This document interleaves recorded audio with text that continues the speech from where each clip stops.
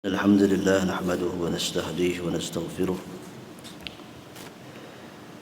ونتوكل عليه ونعوذ بالله من شرور أنفسنا ومن سيئات أعمالنا. من يهده الله فلا مضل له ومن يضلل فلا هادي له. أشهد أن لا إله إلا الله وحده لا شريك له وأشهد أن سيدنا محمدا عبده ورسوله. اللهم صل وسلم وبارك على سيدنا محمد وعلى آله وصحبه أجمعين. سبحانك لا علم لنا إلا ما علمتنا إنك أنت العليم الحكيم. ولا حول ولا قوة إلا بالله العلي العظيم. رب اشرح لي صدري ويسر لي أمري واحلل عقدة من لساني يفقهوا قولي. اللهم انفعنا بما علمتنا وارزقنا فهم النبيين وحفظ المرسلين وإلهام الملائكة المقربين برحمتك يا أرحم الراحمين. Alhamdulillah, bersyukur pada Allah Subhanahu wa taala pada malam ni sama-sama kita dapat berkumpul di rumah Allah Subhanahu wa taala setelah kita lama tidak meninggalkan kuliah kerana musibah yang mengenai dunia.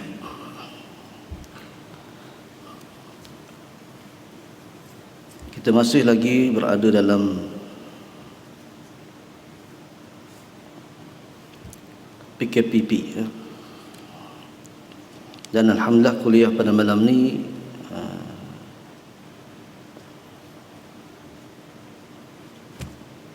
diizinkan oleh Allah Subhanahu wa taala untuk kita teruskan dalam suasana yang terkawal. Malam ni saya ingin membawa tuan-tuan kepada perkataan-perkataan yang diucapkan oleh Ibn Athaillah As-Sakandari dalam kitab Tajul Arus, di mana Ibn Athaillah As-Sakandari ialah salah seorang tokoh kerohanian yang terkenal kitabnya Al-Hikam. Tapi dia juga ada karangan-karangan yang lain, di antaranya Tajul Arus, yang saya agak kalau sekiranya lebih kurang hikam juga, tetapi dia mempunyai panjang sedikit syarahan dia. Berbanding yang kita hikam, dia mempunyai untayan-untayan, mutiara-mutiara kata yang pendek ringkas, tetapi mempunyai maksud yang sangat mendalam.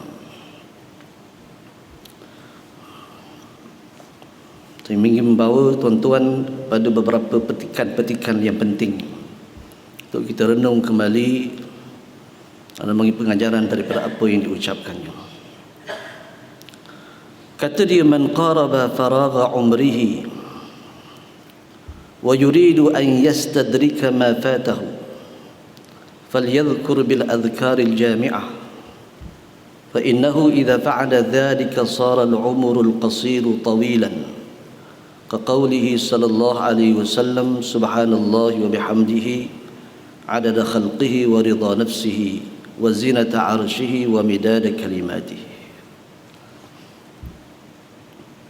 وكذلك من فاته كثرة الصيام والقيام أن يشغل نفسه بالصلاة على رسول الله صلى الله عليه وسلم فإنه لو فعلت في جميع عمرك كل طاعة ثم صلى الله عليك صلاة واحدة رجحت تلك الصلاة الواحدة على كل ما عملته في عمرك كله من جميع الطاعات لأنك تصلي على قدر وسعك وهو يصلي على حبيب ربوبيته فهذا إذا كان صلاة واحدة فكيف إذا صلى عليك 10 بكل صلاة كما جاء في الحديث الصحيح. Maksudnya ialah dia kata man qaraba, siapa yang hampir umurnya, siapa yang hampir habis umurnya, siapa yang dah lanjut umurnya, yang telah berusia, wa yuridu an yastadrika ma fatahu, dan dia mahu bahawa mendapatkan semula apa yang telah terluput.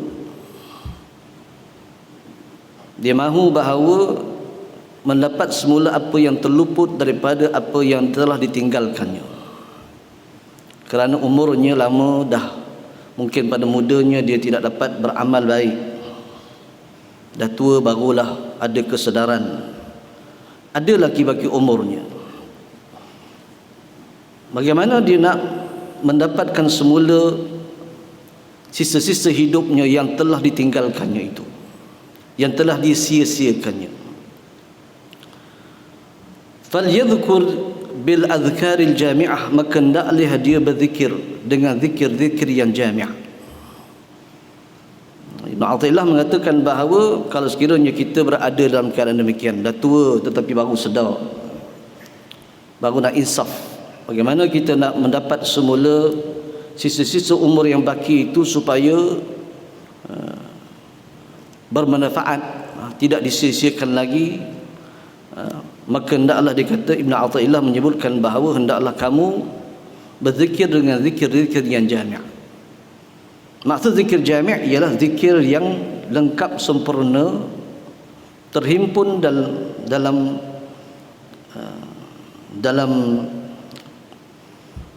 zikir-zikir yang besar pahalanya. Zikir itu pendek tapi besar pahala. فَإِنَّهُ إِذَا فَعَلَ ذَلِكَ صَارَ الْعُمُرِ قَصِيرٌ, kerana sesungguhnya sekiranya dia melakukan demikian itu, maka jadilah umur yang pendek itu tawilan. Umur yang pendek akan jadi panjang, seolah-olah panjang umurnya, kerana sisa-sisa hidupnya boleh ditebuskan dengan zikir-zikir tersebut.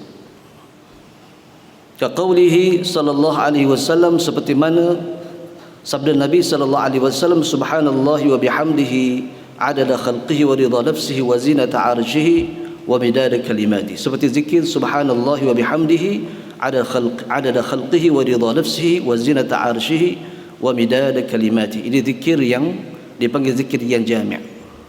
Zikir ini masuk juga dalam ma'thurat. Tuan-tuan baca ma'thurat, dia ada yang disebut, yang ditulis ataupun yang dikumpulkan oleh Imam Hasan al-Banna, juga zikir ini termasuk. Jadi maknanya kalau orang itu dah umur dah sampai ke hujung, tak ada amalan lain yang banyak, macam mana nak menebus semula? Ialah dia mesti cari zikir-zikir yang pendek tetapi mempunyai nilai di sisi Allah Subhanahu wa taala, nilai yang besar, yang boleh menebus semula sisa umur yang disia-siakannya dahulu. Seperti subhanallah wa bihamdihi adada khalqihi wa ridha nafsihi wa zinata arshihi wa midada kalimatihi. Ini hadis ni. Zikir ni bersangkutan dengan hadis Nabi sallallahu alaihi wasallam, kerana Ummul Mukminin Juwairiyah bin Harith, satu ketika dia dia keluar daripada berada di luar masjid.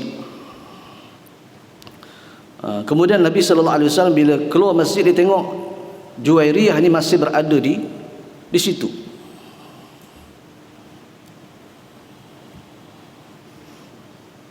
Lalu Nabi sallallahu alaihi wasallam mengatakan bahawa kamu masih di sini ketika mana kamu keluar tadi? Dia kata ya. Kemudian Nabi sallallahu alaihi wasallam mengatakan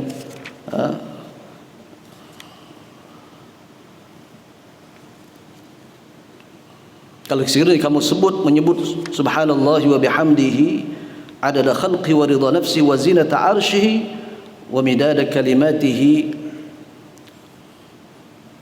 maka kamu akan mendapat pahala yang lebih banyak.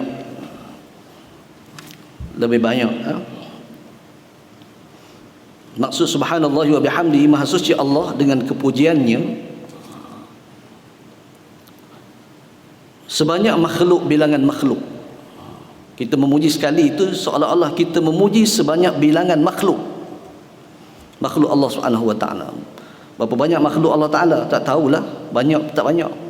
Tetapi kita subhanallah wa bihamdihi adada khalqis, maha suci Allah dengan kepujiannya, seolah-olah kita bertasbih kepada Allah Subhanahu wa taala itu sebanyak bilangan makhluk, adada khalqi, sebanyak bilangan makhluk.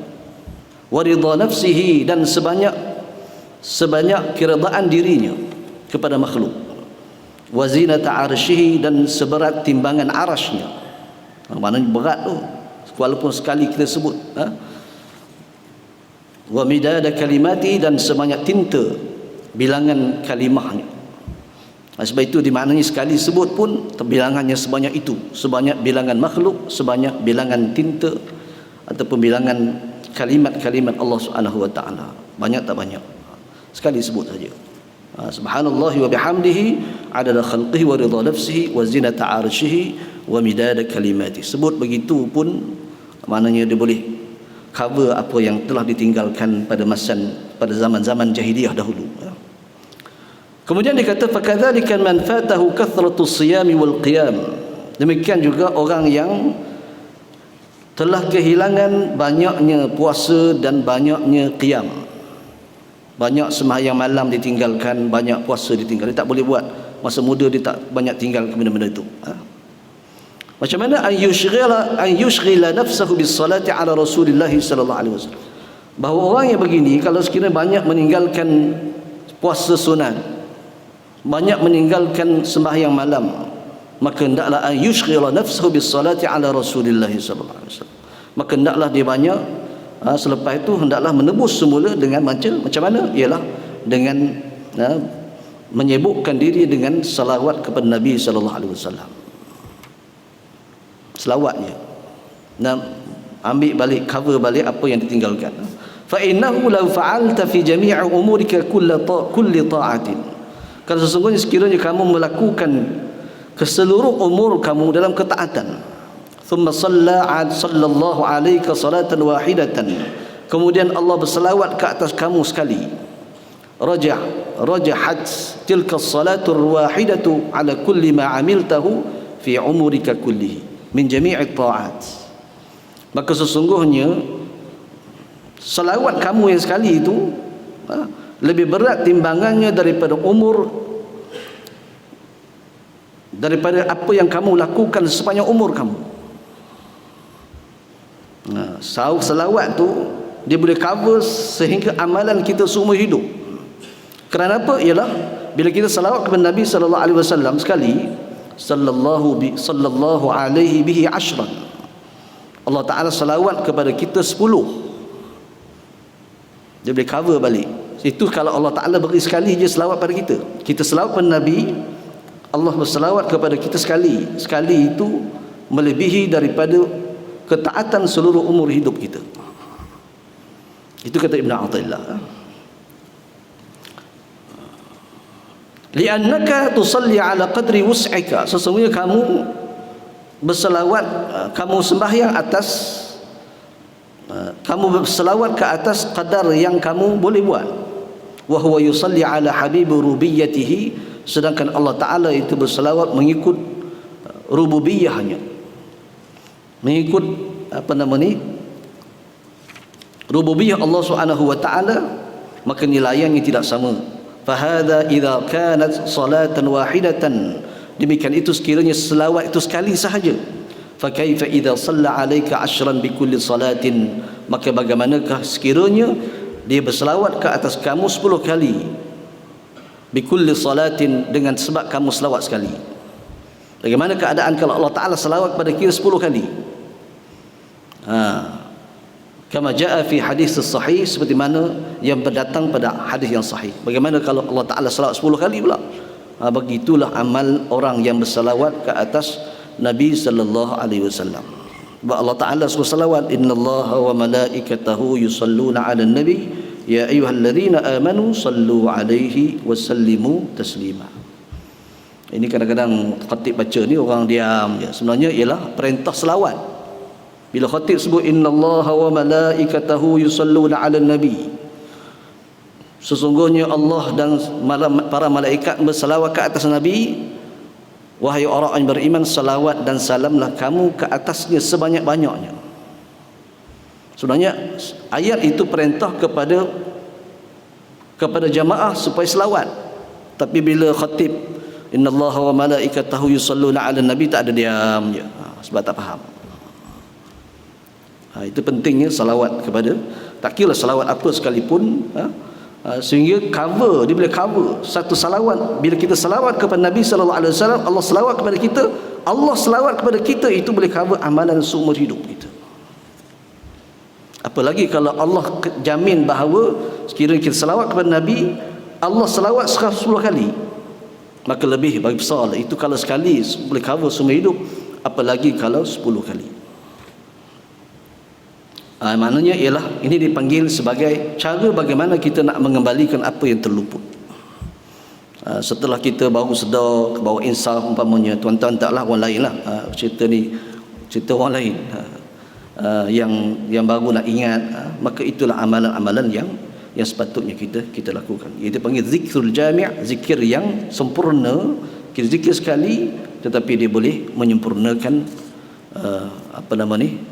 apa-apa yang kita terlepas pada masa dulu.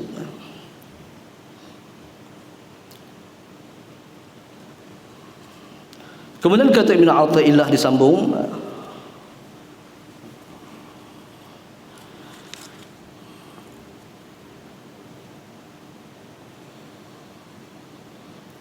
dia kata haba annaka turidul jidda fil a'mali salihah walakin la tusa'iduka al-quwa fa'amal ala qadri halika wa waqi' al-baqiya bil-dhikri fa innahu la shay'a ashala minhu yumkinuka fi hal al-qiyam wal-qu'ud wal-marad wal-idtija'i fa hal ashalu al-ibadat wa hiya allati qala fiha Rasulullah sallallahu alaihi wasallam walyakun lisanuka rataban bidzikrillah. Dia kata ialah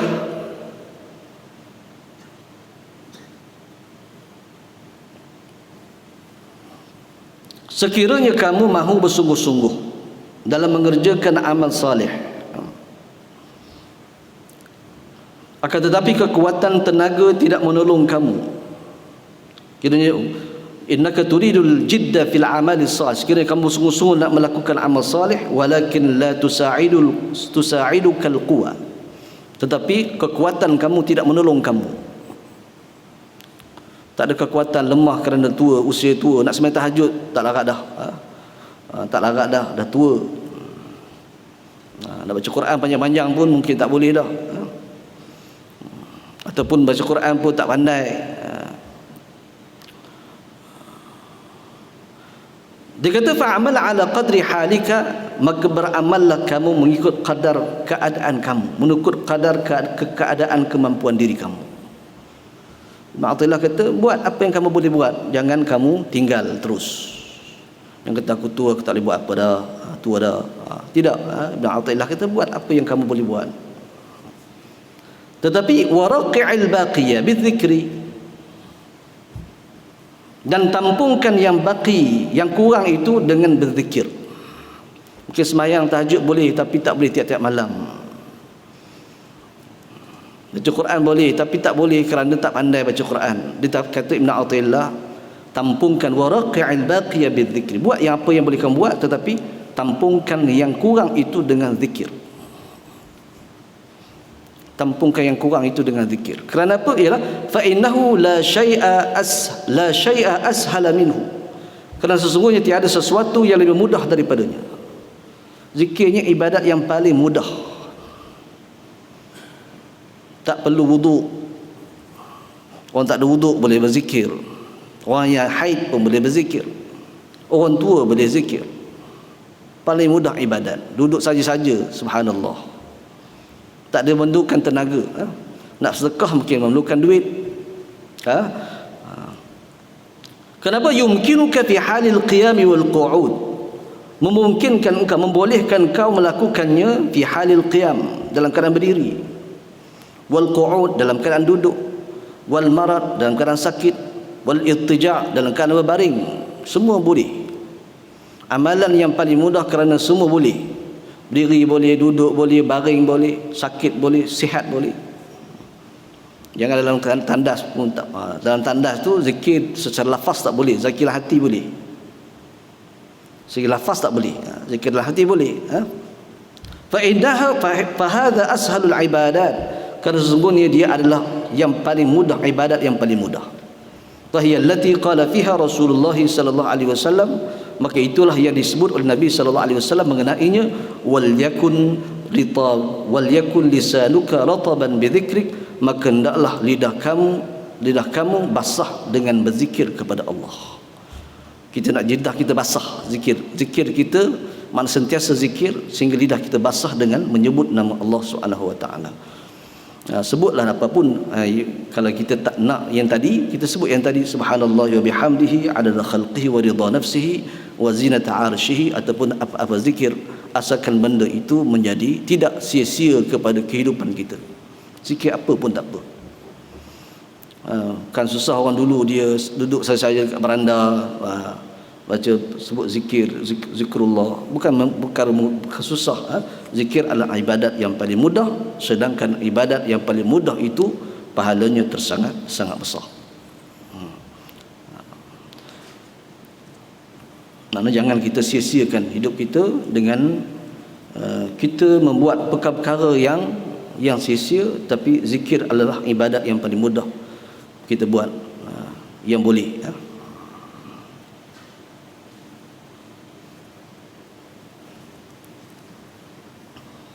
Kemudian Ibnu Athaillah menyebutkan, wala tunfiq anfasaka fi ghairi ta'atillah wala tanzur ila saghiri nafsi bal inzur ila miqdarihi wa ila ma yu'ti Allahu al-'abda min an-ni'ami fal anfasu jawahir wa hal ra'aita ahadan min al-'uqala'i yurmi jawharatan 'ala mazbalah. Dikata ialah jangan kamu menghabiskan nafas-nafas kamu. Fala tunfiq anfasaka, jangan kamu nafkahkan, kamu habiskan nafas-nafas kamu fi ghairi ta'atillah, pada keadaan yang tidak taat kepada Allah. Ibnu Athaillah disebut jangan kamu habiskan nafas kamu dengan tidak melakukan ketaatan kepada Allah. Setiap nafas kita boleh buat ketaatan. Setiap nafas turun naik kita ni boleh melakukan ketaatan.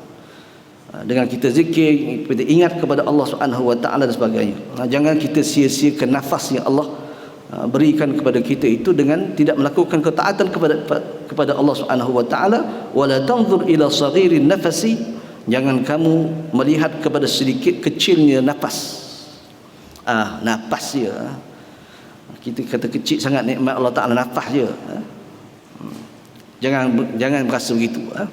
Balinzur ila miqdarihi, bahkan lihatlah kepada nilaiannya, kadarnya.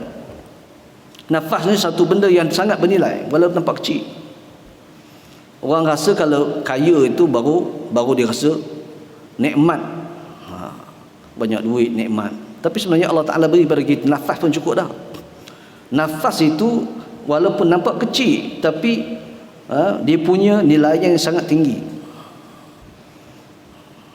Sebab itu jangan sia-siakan nafas. Kalau nafas tak ada, apa pun tak boleh buat. Covid ni, sebab apa? Covid ni siap pernafasan lah. Sistem pernafasan yang diganggu oleh apa nama ni? Virus corona. Sehingga menyusahkan orang satu dunia. Bimbang, semua manusia bimbang kerana pernafasan. Allah beri satu je, Allah tarik sistem pernafasan yang menyusahkan. Apa nama ni? Virus yang menyerang saluran pernafasan. Dia tak serang benda lain, pernafasan je. Itu pun telah kita rasa nikmat Allah Taala tarik sehingga susah nak masjid pun nak masuk pun sekarang susah. Itu maknanya nilainya nafas di sisi Allah Taala. Pernafasan yang elok tu sangat bernilai. Sebab itu lihatlah, balinzur ila miqdarihi, bahkan lihatlah kepada kadar nilaiannya, wa ila ma yu'tillahu al-'abda, dan kepada apa yang Allah berikan kepada hamba-Nya minan ni'am, dari nikmat-nikmat. Dengan sebab ada nafas itu semua boleh buat. Kalau tak ada nafas nak kaya pun tak boleh, tuan-tuan. Apa pun tak boleh buat kerana nafas tak ada. Fal anfasu jawahir, dia kata nafas itu merupakan permata-permata, macam jawahir, permata yang berharga. Wa hal ra'aita ahadan minal uqala, adakah kamu melihat daripada orang yang berakal, yurmil jawharatan ala mazbalah, membuang permata-permata dalam pembuangan sampah. Orang yang berakal, orang yang cerdik, dia tak akan buang permata dalam sampah. Maknanya nafas itu ibarat macam permata. Kalau sekiranya orang sia-siakan permata, orang sia-siakan nafas, seolah-olah dia mempersia-siakan permata. Seperti mana orang, adakah kamu melihat orang yang berakal, dia akan buang permata dalam mazbalah, dalam buang sampah, tempat sampah? Tak, dia akan gunakan, dia akan menilai, mempergunakan jauhar itu ataupun permata itu dengan sebaik, kena tahu nilainya. Orang tahu nilai nafas, ni ahli sufi, dia tahu nilai nafas. Ibn Athaillah dia tahu nilai nafas yang Allah beri kepada dia. Dia jaga nafas itu supaya tidak disia-siakan. Itu pandangan manusia yang ukhala, orang yang berakal, dengan orang yang pandangan selapis macam orang yang memandang dunia sahaja. Dia adalah memandang sebatas kepada benda yang di sini saja, tidak bijaksana, bijak sini. Dia bijak dunia saja tapi tidak bijak akhirat, maka bijaknya bijak sini, bukan bijaksana. Sebab itu penting pada kita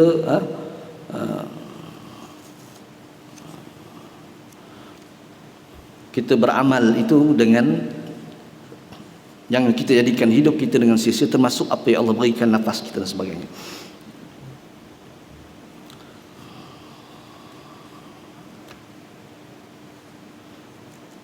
Kemudian katanya ialah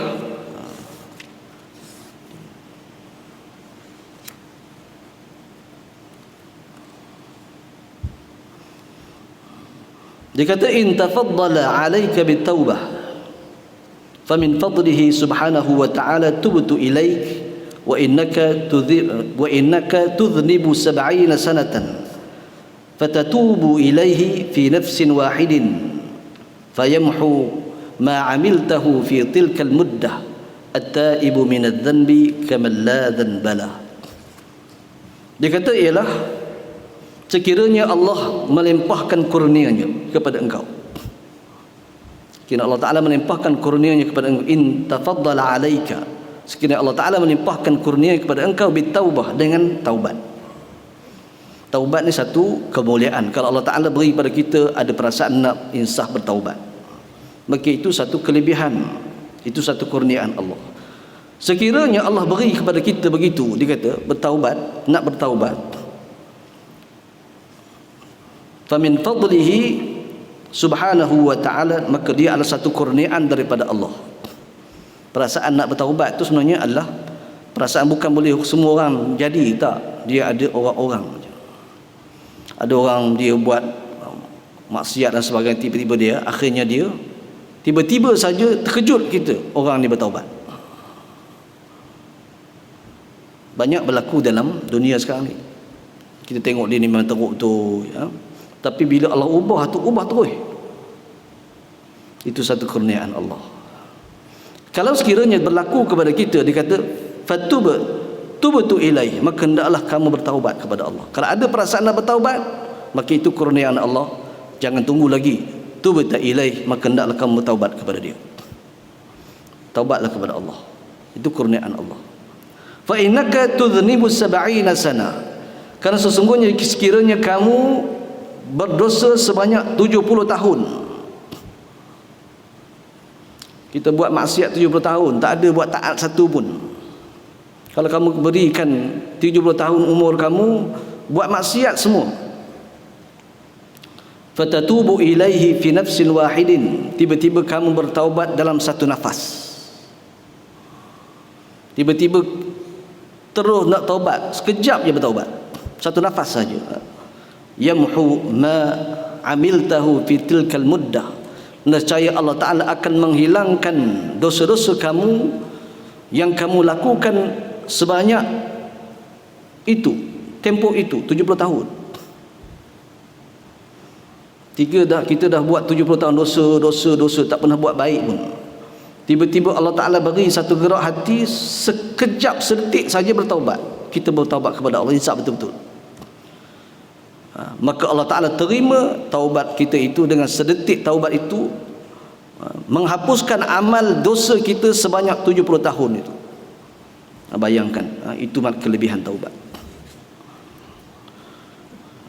Bayangkan, itu pemurahnya Allah Ta'ala, pengampunnya Allah, walaupun dia berdosa 70 tahun, kaki gangster, kaki apa semua, tapi sedetik saja dia berniat bertaubat kepada Allah, Allah Ta'ala ampun 70 tahun.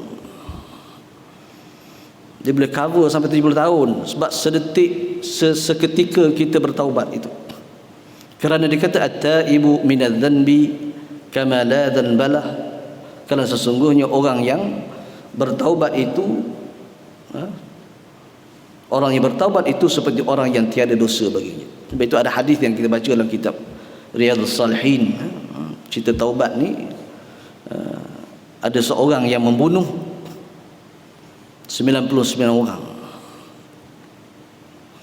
Kemudian dia rasa nak bertaubat, akhirnya dia pun pergi kepada seorang rahib, seorang yang alim, seorang yang kaki masjid lah bagi rahib, duduk masjid tapi tidak alim, dia duduk masjid, ibadat, kaki ibadat. Tiba-tiba dia beri nasihat, dia bertanya, adakah Allah Ta'ala terima taubat lagi? Aku nak taubat, aku telah membunuh 99 orang. Rahib tu kata tak boleh, Allah Ta'ala tak ampun. Lalu akhirnya dia marah, dia bunuh seorang lagi, dia bunuh rahib itu. Dia bunuh tu tak ahli ibadat, akhirnya genaplah 100 orang yang dibunuh. Sebab itu kita nak tanya, jangan tanya orang yang tak tahu, tanya orang yang tahu. Walaupun dia ini kaki ibadat, tapi tidak semestinya dia alim. Selepas itu dia pula dia jumpa dengan seorang yang alim, seorang yang alim, lalu tanya, adakah saya telah membunuh 100 orang? Kemudian adakah Allah boleh terima taubat saya? Dia kata Allah Ta'ala boleh terima taubat kamu, tapi kamu naklah hijrah, kamu pergi satu negeri, kamu mesti melarikan diri kamu daripada negeri yang kamu duduk sekarang, kerana negeri kamu itu negeri yang tidak baik. Pergi negeri yang penduduknya yang orang-orang yang saleh, dan kamu taubat di sana. Akhirnya dia pergilah, apa yang dipandukan oleh seorang alim itu, dia pun pergi, tiba-tiba mati tengah jalan, dia meninggal dunia. Bila meninggal dunia saja, malaikat merahmat dan malaikat azab dia berbalah. Dia kata nak masukkan dia ke kalangan mana? Adakah kalangan orang-orang yang baik atau orang-orang yang jahat? Dia berbalah, kerana dia tak taubat lagi, dia baru pertengahan jalan nak menuju ke tempat dia nak bertaubat. Tetapi Allah Ta'ala mengutuskan seorang hakim di antara dua malaikat tersebut, dan dia telah menjadi hakim di antara dua-dua itu. Akhirnya disukat. Bila disukat, rupanya perjalanannya lebih perjalanan kepada tempat yang nak dibertaubat itu lebih hampir daripada perjalanan daripada kampung asalnya. Maka dia diterima taubatnya oleh Allah Subhanahu wa Ta'ala dan dimasukkan, dan malaikat rahmat membawa rohnya. Itu baru cerita bahawa walaupun membunuh 100 orang tetapi tak bertaubat lagi, tapi baru ada cita-cita nak bertaubat, akhirnya berhijrah, itu pun Allah Ta'ala terima taubat. Hapus amal, hapus dosa-dosa membunuh 100 orang tu, terhapus dengan sebab dia nak bertaubat kepada Allah Subhanahu wa Ta'ala. Itu pentingnya kita bertaubat kepada Allah Subhanahu wa Ta'ala. At-taibu minadz dzanbi kama la dzanbalah.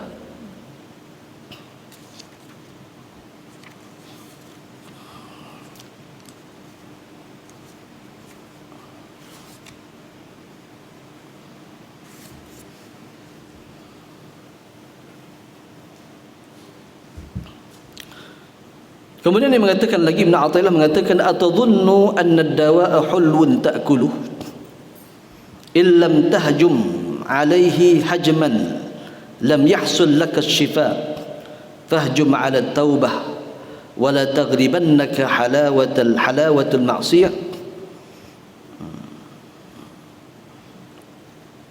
Dia kata, adakah kamu menyangka bahawa ubat itu manis? Atadhunnu anna ad-dawa'a hulwun ta'kuluhu? Adakah kamu menyangka bahawa ubat itu manis untuk kamu makan? Ada ubat manis? Ada, mungkin ada, tapi jarang. Walaupun manis tu dekat luar je, dalamnya pahit. Di cover dengan kapsul, tak adalah pahit, tapi asalnya pahit. Adakah kamu menyangka bahawa ubat itu manis? Taklah, kita kata tak. Memang tak. Illam tahjum alaihi hajman lam yahsul laka syifa. Sekiranya kamu tidak menerkam ke atasnya dengan terkaman, nescaya tidak akan berhasil kepada kamu sembuh. Maksudnya ubat tu kita tahu bahawa ubat tu pahit, tapi kenapa kita makan? Kita terkam juga.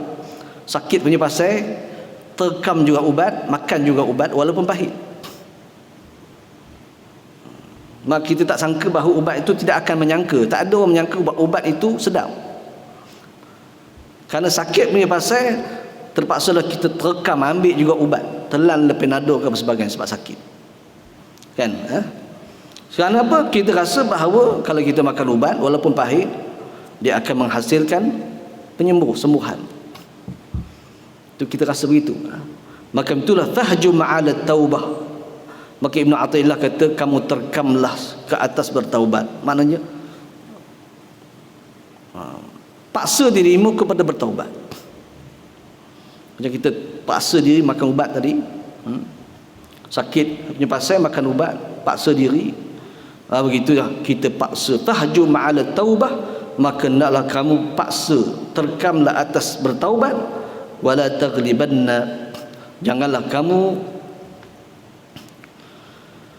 dikalahkan, wala taghlibannaka halawatul ma'siyah, janganlah kamu dikalahkan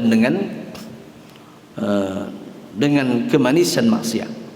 Ini maknanya Ibn Athaillah sebut kepada kita bahawa maksiat ni memang manis, tapi ibarat macam racun. Dia manis pun sekejap je, lepas tu pahit balik. Sebab orang mukmin, dia kalau dia buat maksiat, manis tu sekejap, tapi dia akan merasa menyesal. Itu dipanggil sebagai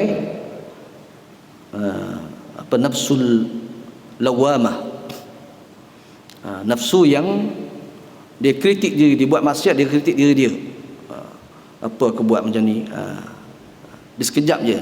Halawah itu sekejap, kemanisan itu sekejap, tapi dia akan tiada kesan yang sangat memberi kesan kepada kita.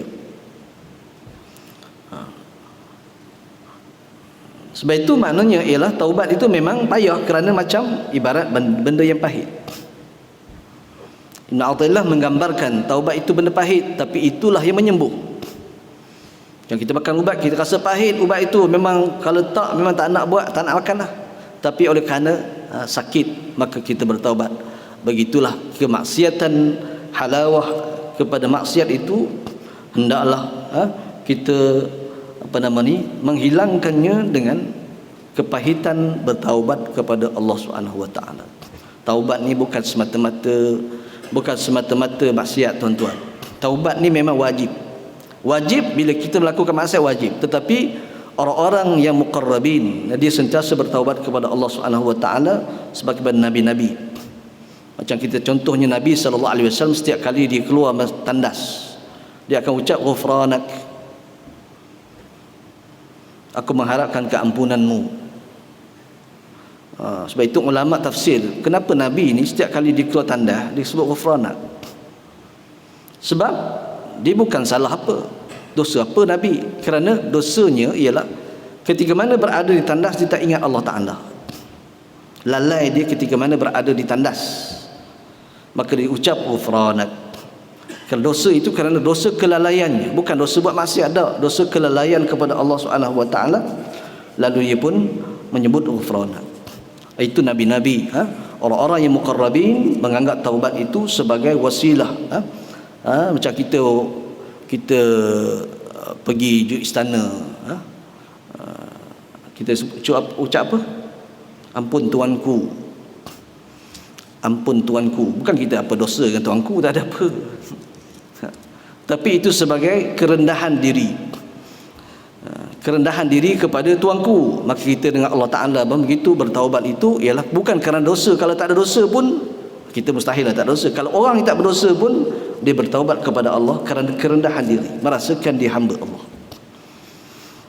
Merasakan dia ini hamba Allah Subhanahu Wa Ta'ala yang kita mesti rendahkan. Sebagaimana kita di atas dunia rendah kepada orang-orang yang besar-besar, maka kita juga merendahkan diri kepada yang mencipta kita, Allah Subhanahu Wa Ta'ala. Sudah masuk lah? Belum? Ikut SOP lah. Jadi sekadar saja untuk malam ni, insyaAllah mudah-mudahan mendapat yang saya sampaikan mendapat manfaat kepada diri saya, kepada diri tuan-tuan, yang baik daripada Allah Subhanahu Wa Ta'ala, yang tidak baik itu daripada kelemahan diri saya sendiri. Aku qali hadza wa astaghfirullahal azim. Assalamualaikum warahmatullahi wabarakatuh. Bismillahirrahmanirrahim. Alhamdulillahirabbil alamin. Wassalatu wassalamu ala asyrafil anbiya'i wal mursalin wa ala alihi wa sahbihi ajma'in. Allahumma arhamna bil Qur'an waj'alhu lana imaman wa nuran wa hudan wa rahmah. Allahumma dhakkirna minhu ma nasina wa 'allimna minhu ma jahilna warzuqna tilawatahu ana al-lail wa atraf an-nahar waj'alhu lana hujjatan ya rabbal alamin. Sallallahu ala sayyidina Muhammad wa ala alihi wa sahbihi wasallam. Alhamdulillah.